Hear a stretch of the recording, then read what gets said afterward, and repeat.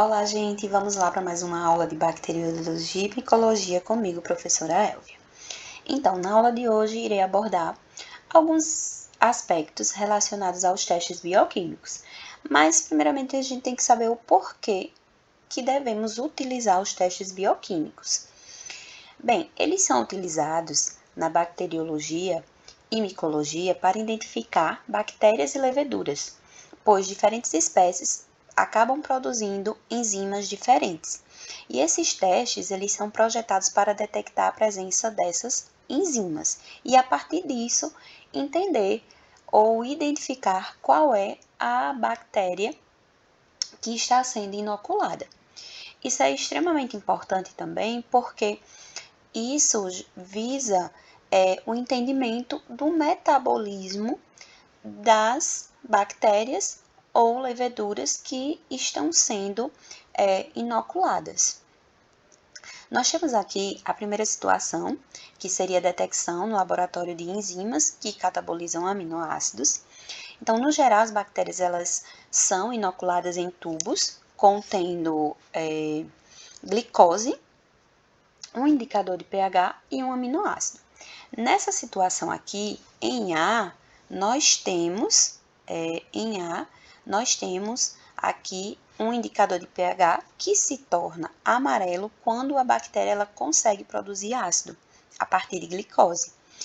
E em B, nós temos que os produtos alcalinos da descarboxilação, eles se tornam o indicador na coloração púrpura. Então, dessa forma aqui a gente já teria uma identificação a partir do pH, ou seja, da acidez ou da alcalinidade. Através de quê? Através da inoculação dessas bactérias na tentativa da produção de ácido a partir de um açúcar, que aí no caso seria a glicose. Nessa outra situação, nós temos quatro tubos para fazer um teste de fermentação. No geral, todo experimento, ele precisa, ou toda técnica, ou todo protocolo, ele precisa de um tubo que não contém o objeto de estudo. Então, nessa situação, não iria conter a bactéria. Então, aqui, ou outra espécie, aqui a gente teria um tubo de fermentação não inoculado, contendo apenas o carboidrato manitol. Em B, a gente já tem a Staphylococcus epidermidis, que consegue crescer na presença de proteína, mas ela não utilizou o carboidrato. E esse organismo, ele é denominado manitol negativo. Então, ele não vai utilizar o manitol. Já em C, já é outra espécie que ela consegue produzir o ácido a partir de quem? A partir da presença de manitol, mas ela não produz gás, no caso da C. Enquanto que em D, a gente tem a Escherichia coli, ela é manitol positivo, então ela produz ácido e também consegue produzir gás na presença de manitol. O gás, ele acaba sendo capturado nesse tubo invertido de Duran. Então, é extremamente importante entender que cada bactéria ela vai reagir de uma forma diferente e assim é possível entender qual é o carboidrato que ela consegue utilizar para fazer o seu processo de fermentação. Aqui a gente tem outro teste, né, que nessa situação a gente tem a utilização do íon peptona para detectar a produção de sulfeto de hidrogênio, onde aqui a gente tem, né, o sulfeto de hidrogênio produzido no tubo, ele acaba precipitando com o ferro e com o ferro do meio para formar o sulfeto ferroso. Então, nessa situação aqui, a gente consegue, né, observar. E aí, quais seriam, né, as bactérias que podem ser diferenciadas a partir desse processo? A gente tem aí as bactérias Salmonella, que elas são diferenciadas de E. coli pela produção do sulfeto de hidrogênio, que vai ser liberado quando elas removem o enxofre dos aminoácidos. Então, aqui também é possível fazer a diferenciação entre bactérias diferentes a partir da produção de sulfeto de hidrogênio. E aqui nós temos uma situação que é bastante interessante, que ela resume basicamente o que a gente já vem tendo aí ao longo das aulas, que é o requerimento da produção de ATP, ou seja, para que aconteça, independente se é respiração celular ou a própria fermentação ou o teste bioquímico, é necessário que haja uma fonte de energia, é necessário que haja alguém que doe elétrons. E a gente tem aí tanto a questão dos pigmentos fotossintéticos, junto com a luz, eles são capazes de doar elétrons, como a glicose, o enxofre elementar, a amônia ou até mesmo o hidrogênio gasoso. Eles, com essa função de doadores de elétron, eles são capazes de ajudar na produção de ATP. E quem seriam os carreadores de elétrons?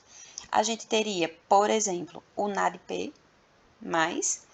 o NAD+, e o FAD, ajudando a liberar também mais ATP, ou seja, produzindo, né, mais ATP para a célula, para esses organismos, micro-organismos.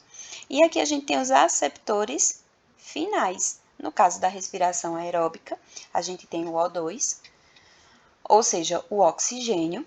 No caso da respiração anaeróbica, a gente tem o nitrato.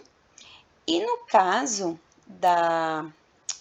ainda da respiração anaeróbica, a gente tem o sulfato. Então, nós temos o nitrato e o sulfato participando da respiração aeróbica. E percebam que não tem o oxigênio isolado, mas sim ele combinado com outros elementos. E para, né, a fermentação, nós temos a produção aí do composto orgânico. E aí a gente tem aqui um apanhado geral da classificação dos organismos, que não teria como a gente desmembrar nessa situação. É importante que a gente entenda, né, que todos os organismos eles precisam de uma fonte de energia, seja ela química ou luminosa, né? Ou química ou luminosa. E aí, quando química, eles são chamados de quimiotróficos, e quando luminosa, eles são chamados de fototróficos. Em relação a isso, independente se a fonte de energia ela provém da química ou de elementos químicos ou de luz, a gente tem o seguinte ponto que é extremamente importante, que eles têm que ter aí uma fonte de carbono independente, seja ela vindo de compostos orgânicos ou de dióxido de carbono. E aqui a gente teria também duas situações que acabam sendo em comum: aqueles que são quimioheterotróficos e aqueles que são quimioautotróficos. E da mesma forma, para os fototróficos, também terão os fotoheterotróficos ou os fotoautotróficos. Em relação a essa situação aqui, a gente teria aceptor final de elétrons, ou com a presença de O2 ou com a ausência.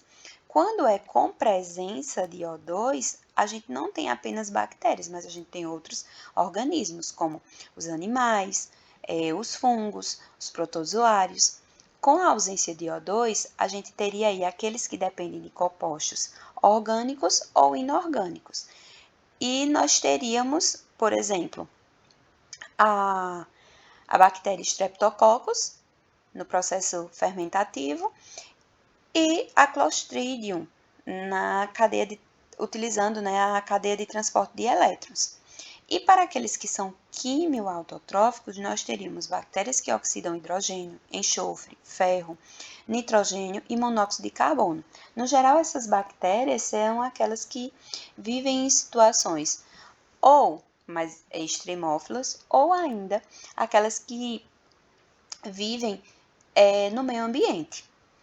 Nós temos ainda aqui, as relacionadas às bactérias, né, ou organismos que são dependentes de luz. A gente teria aqui os fotoheterotróficos, que entra a bactéria verde não sulfurosa, ou seja, ela não depende, né, de sulfato, ou a bactéria, que é a bactéria verde não sulfurosa, ou a bactéria púrpura não sulfurosa. E aqui a gente ainda tem aqueles que conseguem utilizar o H2O para produzir o dióxido de carbono.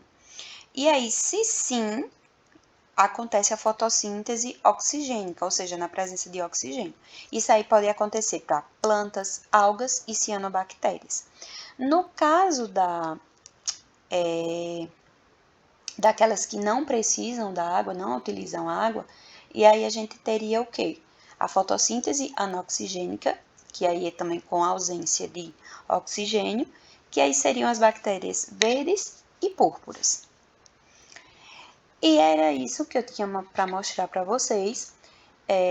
Espero que tenham conseguido compreender basicamente essas características relacionadas aos testes bioquímicos e esse apanhado geral, um resumo geral de como que é a organização da classificação nutricional dos organismos, seja ela dependente de luminosidade ou dependente, né, de algum produto químico para poder que haja ali uma fonte de carbono e, como consequência, uma fonte de energia.